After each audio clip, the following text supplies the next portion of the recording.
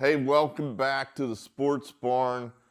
Thursday, the 14th of September. Eric Arnold bringing you free college and pro football picks for this weekend. Big slate, a lot of ground to cover. Before we get to that, we're real excited here about a new channel that I've started where I'm going to be releasing one video a week. And it's going to tell the story of the 1958 college football season. Now, you're saying, well, that sounds boring. Yeah, I mean, I'm trying to keep the video short, subscriber X, because I know your attention span is very short. The first video is 12 minutes.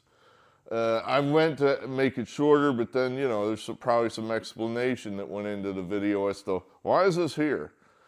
I just think there's a lot of old history, good, interesting stories buried in old newspapers that no one knows anything about. And I think some of it's interesting. I'm hoping you do too.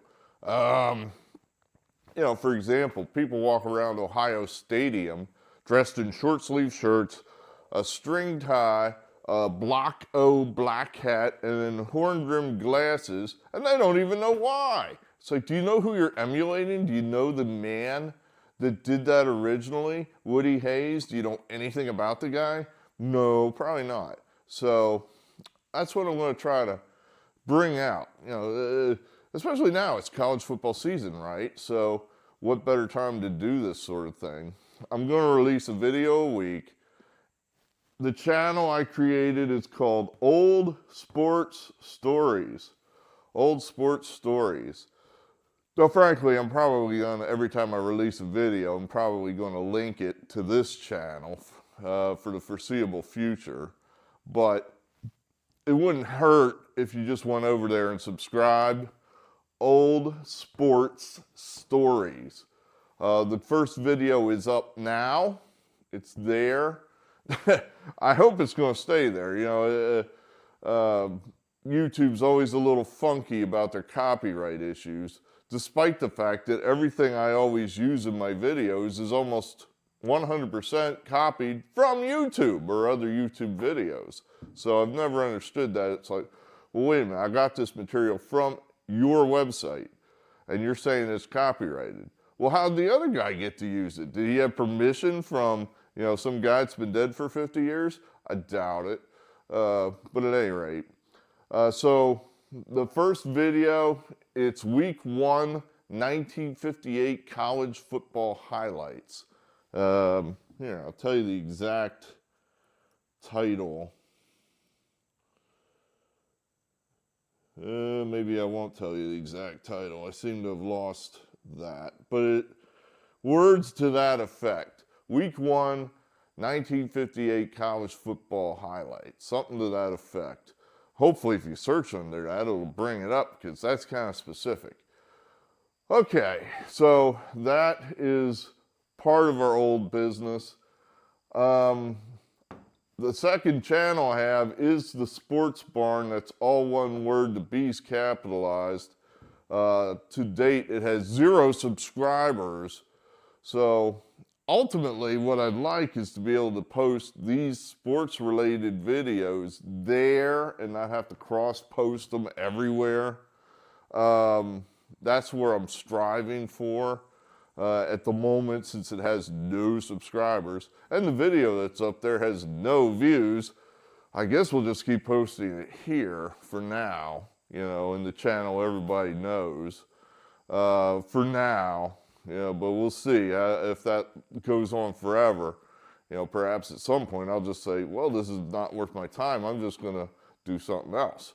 But for now, we'll keep posting them here. But I'd prefer if you went over there to the Sports Barn and subscribe so I could just post the stuff there. And then we could just stick to the politics in the main channel, which seems to be what anyone's interested in anyway. All right, sports, let's go. College football last week, disaster. Shitty picks. You can't win them all. The pro picks were good. We were 9-6 in the pros. The colleges just pretty much, we were, I guess 5-6 games below 500, I think. Ugh. So, at any rate, I think this week will be better. I feel like we had a better look.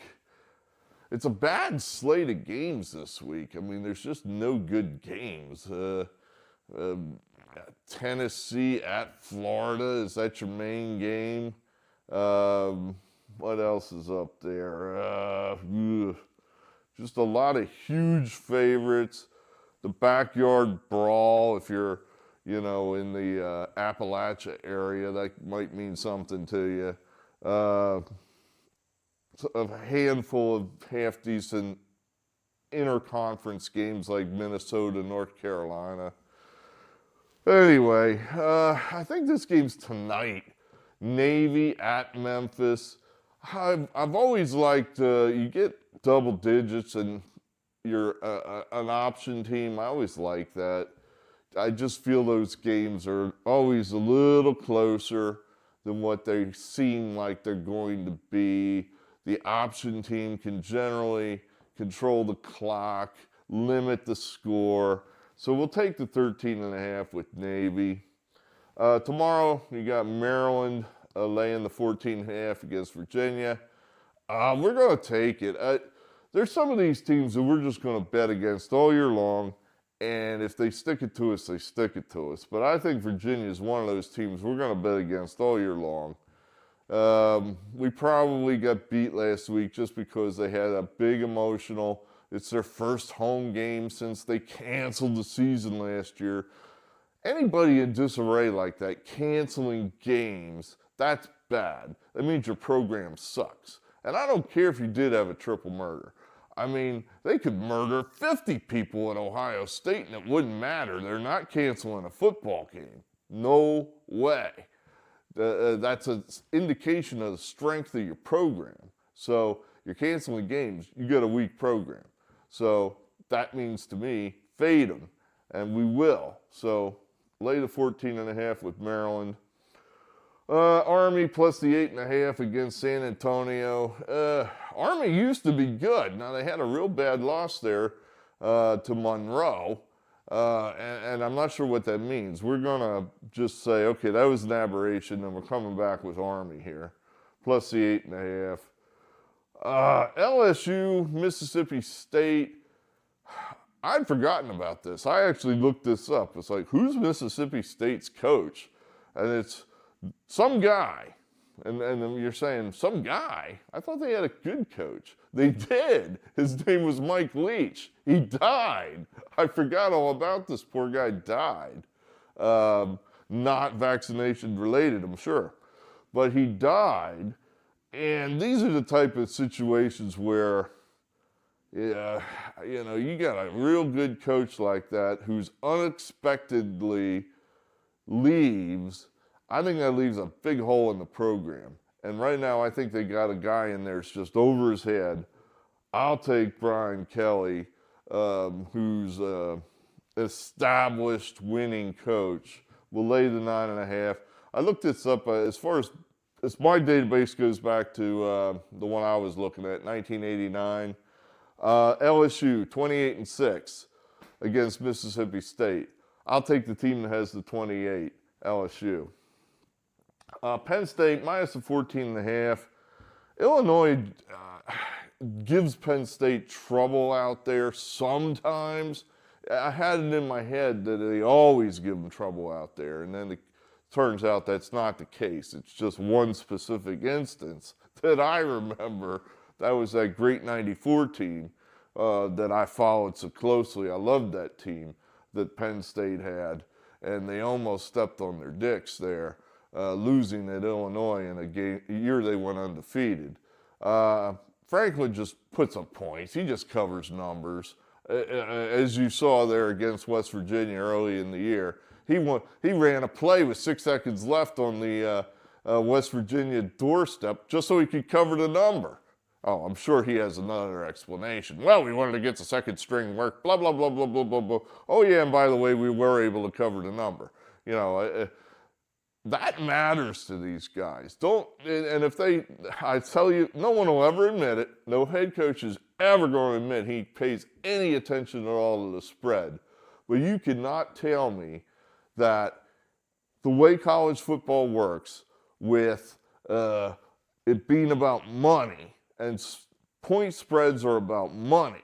So you got wealthy alumni that are putting their bucks down on the home team because they're all about the home team, and you don't cover numbers, that is going to get back to you from the boosters. Hey, you couldn't have gotten one more touchdown against Tomato Can State? You couldn't have gotten one more touchdown to cover our bets? Damn, man. I mean, we're just joshing with you. No, we're not. No, we're not. That's what that means. So Franklin gets that, and he covers numbers. So we'll take Penn State. New Mexico versus New Mexico State. Throw out the record books when you look at this one. Who knows? The model like New Mexico pretty strong, so lay the 1.5 there. I don't know about this one. This feels, I don't know. Florida State might actually be good, but they're going to have to prove it to me. That's a lot of points. BC, conference team. I don't feel real strong about that, but I got BC written there. Kansas State, strong home team. We'll fade them on the road. Missouri at home, catching 3.5. We'll take Missouri. If there's anything to the look-ahead theory, this is a game for it. Notre Dame hosts Ohio State next week. Major game. How can they be excited about playing Central Michigan? For that matter, how long do you leave your starters in? I mean, you surely don't want to catch an injury before you're playing Ohio State. So I could see Notre Dame maybe at halftime, once they've got their guys, their work, putting in the backup. So we'll try to, I would wait to play this game. I think you might catch 35 if you wait a little closer to game time. All right, Duke, Northwestern. Northwestern, another team we're just reflexively fading. The coach fired. And it wasn't like he was a bad coach. He was the longest tenured coach in the Big Ten. And he, in today's world, I think you just hang around long enough in major college sports. Sooner or later, they're going to come get you. So Fitzgerald wrapped up in a hazing scandal because, some disgruntled kid who's no longer with the program and probably would have washed out for some other reason, made a bitch, and, now the guy's gone. So big hole left there at Northwestern. We'll take Duke. Duke's good. They didn't just get lucky there and beat Clemson. They're as good as Clemson, if not a little better. So we'll take the 18.5 with Duke. Oregon State. They have a good quarterback. Who would they get? Oh, they get the Clemson kid. That's right. Ugluglie, or whatever his name is. So we'll lay that against San Diego State. Oklahoma. Generally, these big powerhouse teams usually like to hand it to in-state rivals. I use that term loosely. They never want little brother to start sneaking up on them, so they like to keep them down. We'll say Oklahoma. Generally, when they're facing tomato cans, they can really run the score up into the 60s. So we'll go ahead there with Oklahoma. All right, we were right about this last week, barely, that Georgia almost covered that point spread against Ball State by accident. Just by being on the field, the scorekeeper almost automatically put up an extra 45 points there. and then they somehow, Ball State managed to get a late field goal for the backdoor cover. This will be different. I think Kirby Smart is going to, now it's for real. Now it's time to put a marker down and say, we're still the best team in football. Damn it.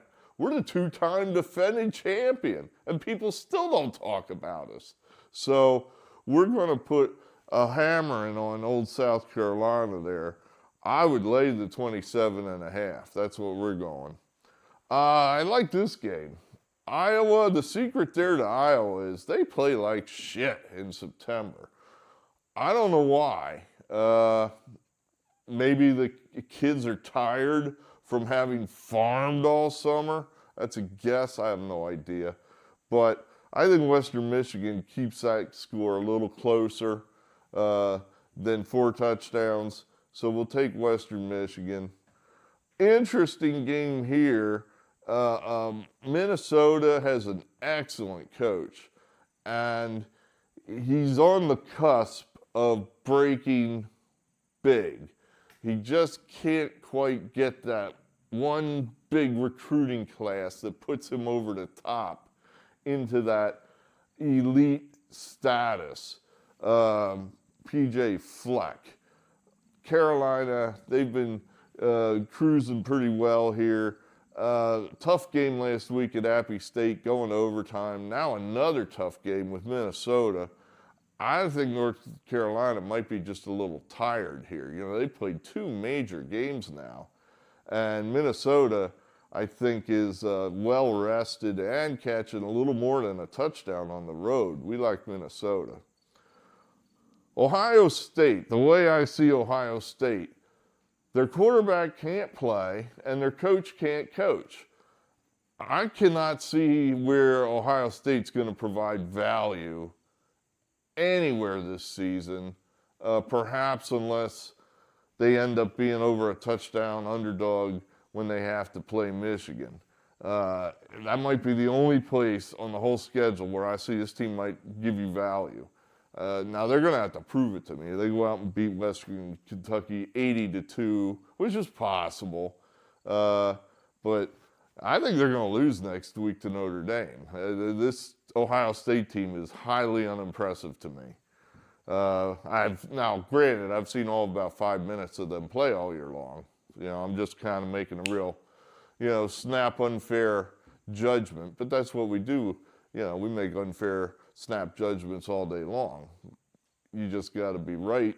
You know, you're probably right 53% of the time when you make a snap judgment about somebody. You know, in other words, you can't judge a book by its cover. Well, sometimes you can. Sometimes you can. You know, your daughter comes home with her new boyfriend, and he hasn't shaved in 8 days, and he's got a shirt on that says, "I like to smoke weed." He's probably a scumbag. He's probably a scumbag. You know, he probably doesn't have a job, and he's probably a scumbag. That's your snap judgment. Oh, he could be, he could be the salt of the earth. He could be a great guy. He could be. He's probably not, though. So, yeah, we make snap judgments all the time. The trick is to be, more right about them than wrong. Let's see. Michigan State, another automatic fade team. Now, did I get this right? I didn't dig into this story. I think I read an article, half of it, quickly. The coach there was Mel Tucker, and he's been, has he been sued? I think he's been sued, or there's some investigation going on. One of these Me Too, Title IX, whatever the hell, sexual harassment deals. And the woman suing him is like a professional Title IX lawsuit woman, a professional victim. Did I get this right? That's what I read, and I was like, this doesn't make sense. It's like, does this guy try to put the moves on a Title IX Me Too lawyer? What are you doing?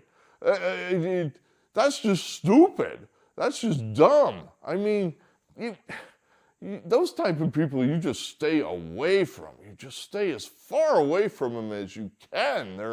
They're toxic. They're poison. They're dangerous. You can't do anything there but lose. So whether or not this guy committed whatever crimes he was alleged to have committed, doesn't matter. The guy's, you can't bet on him because he's stupid. Geez. That's the kind where you might,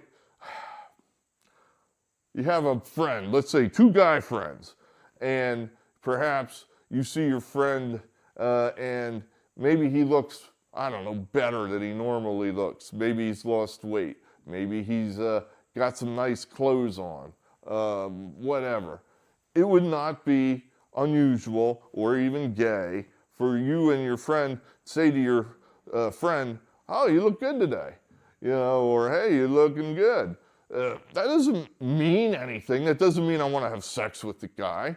That doesn't mean anything other than you're just paying him a banal compliment.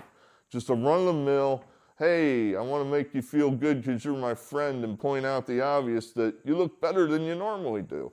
Hey, a Title IX lawyer, you can't say that to her.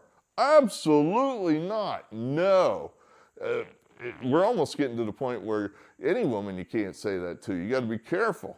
But this guy, I'm sure Mel Tucker, thinking, I'm so fly, I can get away with anything because I'm fly. Yeah, okay. So anyway, that's a long way of saying, hey, bet Washington. Florida, we're going to take them at home catching 6.5 against Tennessee. What?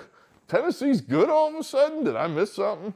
I don't know. I like the Swamp there, and I think that's a night game too. So better yet, night game, they're going to be drinking all day. That place is going to be pretty revved up. We like Billy Napier as a coach, and I think maybe this is Florida's coming out party. They didn't look good against Utah. Maybe this is their coming out party. Backyard brawl. Hooray to whoever put this matchup back together. They put it together last year for the first time in God knows when, and it was a classic. Great game. We're going to say West Virginia gets their vengeance and lay the 2.5. Syracuse, they always play one pretty good team out of conference, and they usually win that game. And then often it's just enough to put them in a bowl game. And they've been doing that for years, and this is that one game. And we're going to say they get it, as they normally do. Minus 2.5. Ole Miss, SEC out of conference. We'll take the SEC. Michigan's looked like just, I don't know, going through the motions here. These big numbers without Harbaugh. 40.5, they just haven't seemingly been able to run over anybody yet. I don't know, maybe they're missing that Harbaugh fire you up speech. We'll take Bowling Green. Oregon, we have no idea why. We'll lay the huge number there. Texas, I wrote Wyoming down initially, and then I thought to myself, what if that had said Alabama minus 30 versus Wyoming? You wouldn't hesitate then. You would write down Alabama. Minus 30? I mean, that should be a lot more than that. Well, Texas is Alabama. They are the new Alabama. They're better than Alabama. So, yeah, I don't think we should be scared to lay the 30 here. Coming off that big win, I think that just means they're goddamn good. They are really goddamn good. And let's not be afraid to lay some big points because they're that good. Colorado, I think we're just going to bet on them until proven otherwise. Another really good team. I mean, I've got Colorado in my top 10, in my mind. That's one of the best teams in the country. Clemson, we like them pretty well coming off that big embarrassing loss. Florida Atlantic, that strikes me. If Clemson's interested, they can name the score. I think they're going to be highly interested. We'll go ahead and see if Dabo can't. He's, the guy used to be elite. He used to be an elite program. Now it's starting to filter out of there. Let's see if he can right the ship. We'll lay the 24.5. And then two others that the model liked. TCU, I think they are underrated. Let's put it that way. They almost beat Colorado. Colorado's the top 10 team. To me, that means TCU's the top 15 team. Houston's nothing special. We particularly do not like the Houston coach. So we'll lay the 7.5 there. Rutgers is not bad. That's not bad there. That's a V, not a U. That's a V, Virginia Tech. We were real disappointed that Virginia Tech couldn't handle Purdue, so maybe Virginia Tech's not very good. Rutgers is pretty good. We're going to go ahead and say Rutgers pounds those guys. So that's that. That's college football. All right, pros. I don't have a good feel for this game tonight. This is one that I don't have a good feel for. The Eagles should beat the Vikings, and they should beat them easily. It's just right now the Eagles are kind of, they got lucky against the Patriots. Probably one reason I put the Eagles down there is due to injuries. There's a guy on that Eagle team that I think's a superstar, and you're going to see him tonight. I don't know how you can't see him tonight. They played him like 5 snaps against the Patriots. I have no idea why he wasn't starting.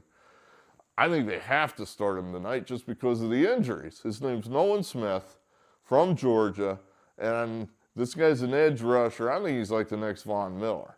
This guy is just, I can't remember last time we had a guy like this on the Eagles. And I could be totally wrong. Again, this is another one of them snap judgments that, oh, you're wearing a I smoke weed shirt. First time you come meet me, your girlfriend's father, I smoke weed. I think you're a bum. Another snap judgment. But we'll see. I think that you're going to see him make a big play tonight, and that may make all the difference.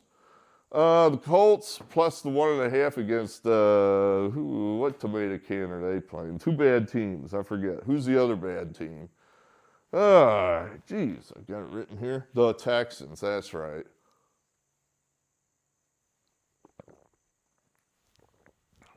I don't think C.J. Stroud can play, and I think this is kind of, I didn't think Anthony Richardson could play, but they almost won last week.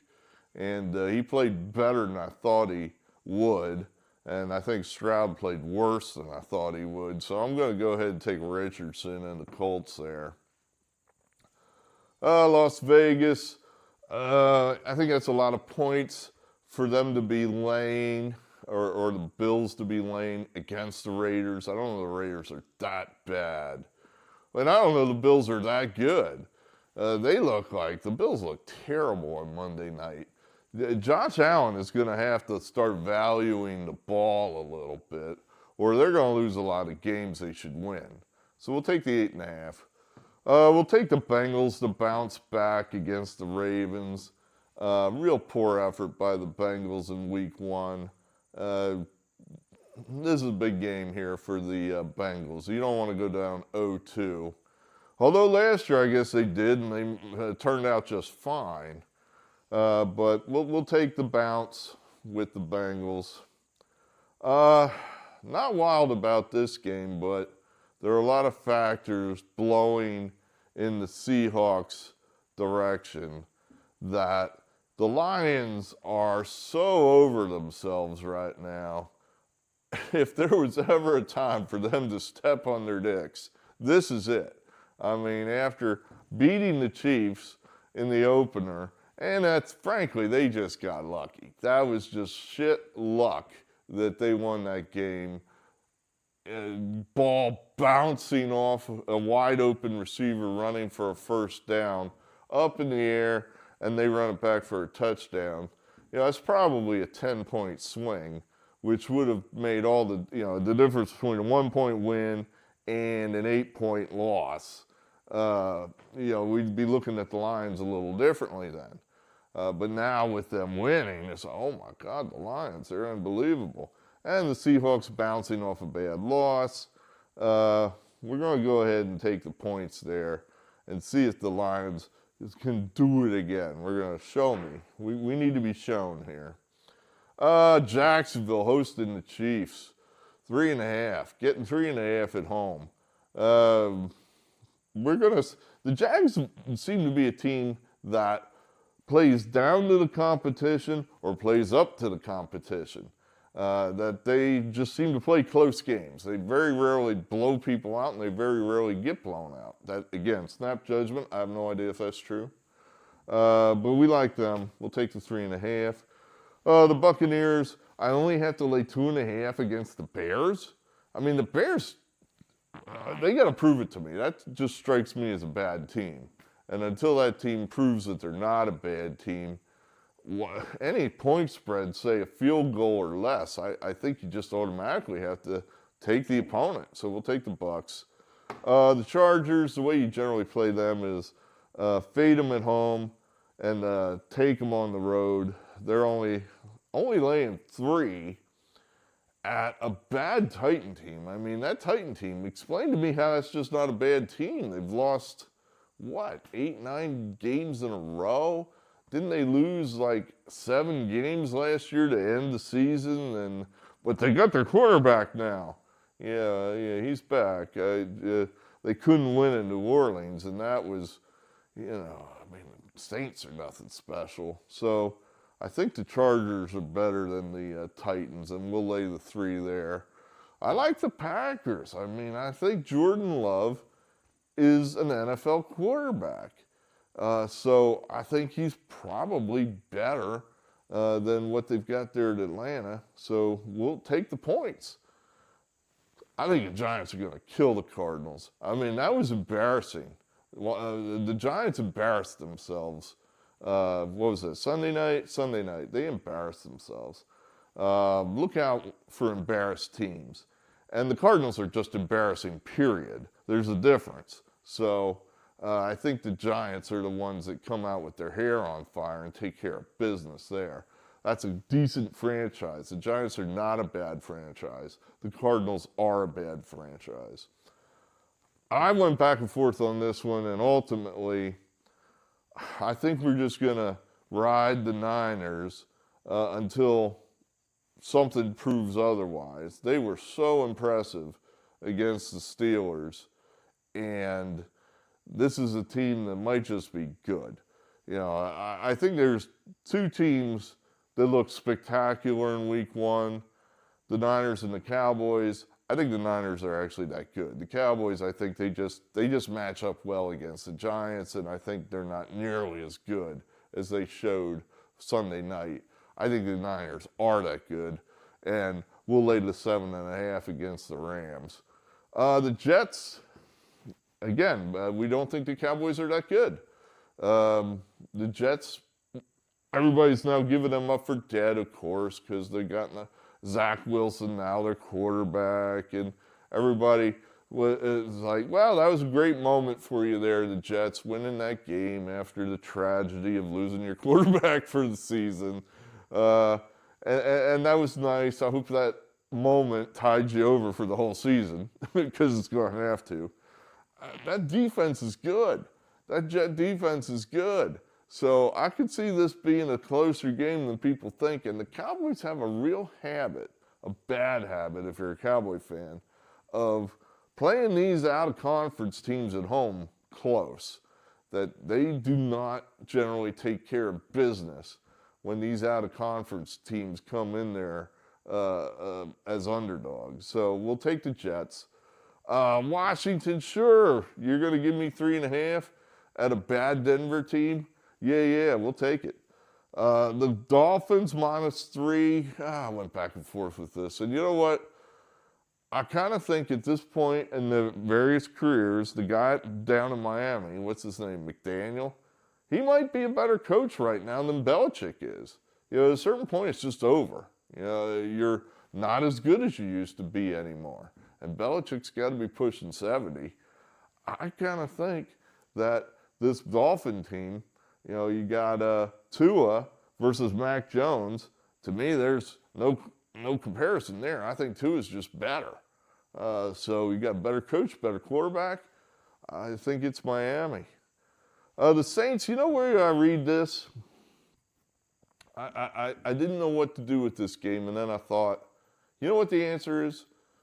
The answer is there's a bunch of quarterbacks there in that division, and one of them is clearly better than the others. What is it? Derek Carr, Baker Mayfield. I don't even know who's at Atlanta. Is it Ritter? And Bryce Young. Carr's just the better, by far, of any of those, to me. And I think that's how you read that. He's the best quarterback in that division, i.e. then the Saints are going to be the best team.